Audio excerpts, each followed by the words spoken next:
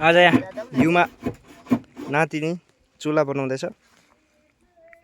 खै हाई भनेको यहाँ रिनोभेसन हुँदैछ हाम्रो यतापट्टिको किचन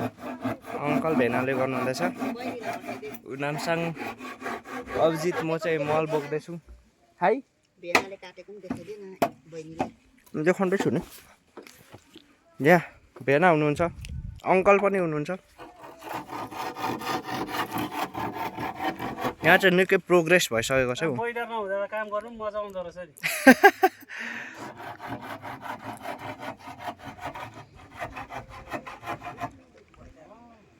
नि गाउँको हाल यस्तो छ माछै खोज्दैछ हौ हेरे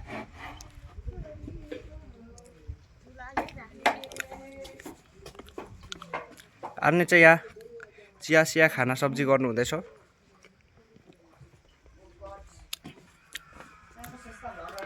दिदी नुहाई धुवाई गरेर बसिराख्नु भएको छ भोलि घर जानु हुनुहुन्छ अरे काको घर ए ससुराल ससुराल म चाहिँ केरा खाँदैछु तल चाहिँ हामीले मल लसार्दैछ